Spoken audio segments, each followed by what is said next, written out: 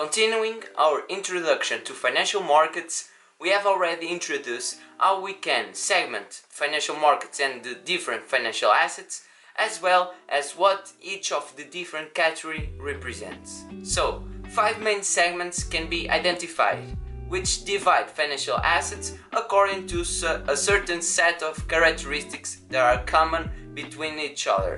In the first part of this series, whose link you can find in the description below, we have already introduced the first 2 main segments, which divide financial assets according to the nature of the claim, that is, divides equity from debt claims, and also according to the maturity, where we divided money market from the capital market. And now, without further ado, let's jump into the last 3 categories. If you recall from the previous video, what distinguishes money market from the capital market is the maturity of the claim, where if the claim has a maturity lower than 1 year, it is traded in money market, and if maturity is higher than 1 year, it is traded in capital market. But at this stage you might be quite confusing, because as you might already know, for example, you can buy and sell a stock in the same day, but the stocks, the equities, belong to the capital market. Why does this happen?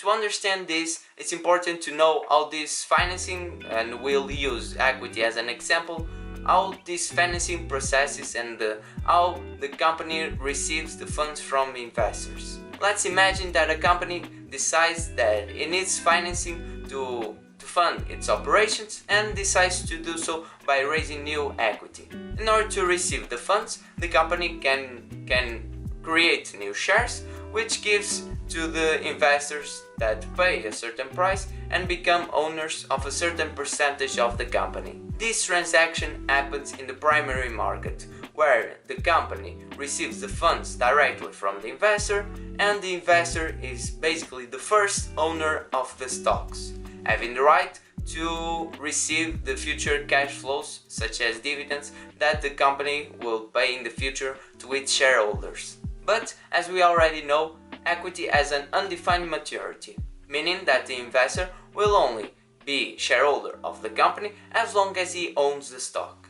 There might be a time where the investor doesn't want to be a shareholder of that company anymore, or he might want to adjust portfolio position by buying or selling more stocks, and to do so the investor must find other investors who also own the stock, or those who want to buy the stock, in order to trade according to his interests.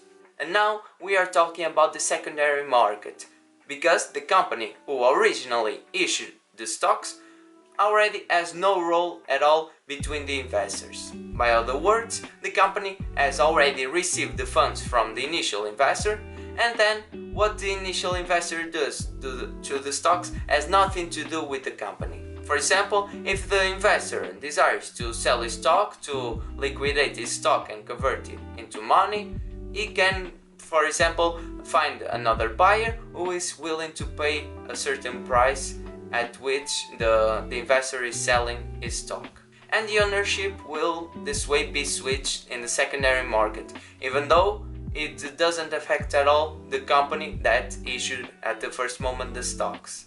Even though this might sound a bit confusing, both markets are closely connected. And the secondary market is also very important for the primary market, because it creates the liquidity that the investors demand in order to be willing to invest in the company at the first place. Our fourth division will be related to the time of delivery demanded by the financial asset. And to understand this, it's required to distinguish between 2 different instances that are defined by any financial contract. First, we have the execution date, that is, the date at which both parties, the issuer and the investor, agree upon the terms negotiated in the contract. But contracts also demand generally that both parties trade something in the future, whether it is a payment or a transference of property. This happens at the settlement date, which can be closer or more distant to the execution date depending on the assets being traded.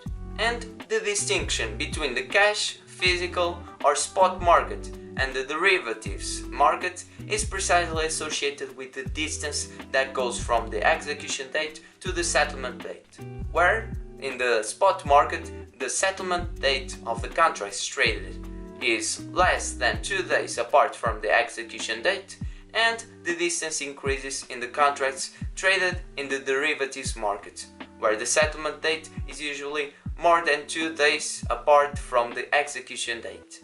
Just for curiosity, when you want to buy a stock, for example, you are basically agreeing now that you want to trade the stock at a defined price between you two. But in fact, the settlement date usually occurs only after 2 days, which means that even though you paid for the stock, you only receive it after 2 days. And this can have an impact, for example, if you plan to receive a dividend that is due during this period. This distinction between the spot and the derivatives market is important for some assets, such as futures, which are traded into the derivatives market. And in these contracts, both parties agree to trade a certain asset, such as a stock or even a commodity like gold, in the future at a price that is established now in the present. This means that, in practice, the settlement date can be very different from the execution date, ranging from days up until years. Our fifth and last division will be based on how financial markets work. That is, how buyers and sellers interact. The most basic form of interaction is an auction market, which might already be familiar to you. In this type of markets, both buyers and sellers set their bid and ask codes, that is, the price that they are willing to pay or receive for a certain asset. Trade in these markets will occur when a bid and an ask code match. This means that a buyer and a seller are willing to trade the same asset at the same price. This is, in fact, how many financial markets work, like the stock and the foreign exchange market. On the other hand, other financial assets might be traded on the over-the-counter market or OTC market, which is a decentralized market where both parties, both buyer and seller of the financial asset, contract the terms of the negotiation directly. By other words, you don't need to use a broker or a dealer to place your bids on a centralized market and wait for someone to fulfill or to match your offer. To understand how the OTC market works, imagine for example that you go to a bank and ask for a loan to buy a house. When defining the terms of the contract, namely the maturity and the interest rate that you must pay for the loan, the bank will analyze your own specific risk variables. This creates a personal loan that is specific for your profile, since everyone is different and has different needs and a different risk profile. In the OTC market, you can find personalized solutions that suit the particular needs of the agents that are transacting. One disadvantage comparing OTC markets to auction markets is that in the OTC market, liquidity tends to be much lower, as the assets, the financial assets contracted by the parties are specific to these parties, and to find someone who wants to take our place in the contract can be a harder task than if the contract established was more standardized. Now that you are more familiar with these topics and you already know which are the main segments that compose a financial market, you are ready to start learning more about the specific characteristics of a certain asset class. Some things might still be confusing to you, so try to avoid more complex stuff such as the ones in the derivative market like options, swaps and among others. Remember that this is not a race, and if you want to invest in something, make sure that you do your own due diligence and you know what you are investing in. If you want my help, you can write down in the comments section below your questions, and make sure to like, subscribe, and I will see you in the next video.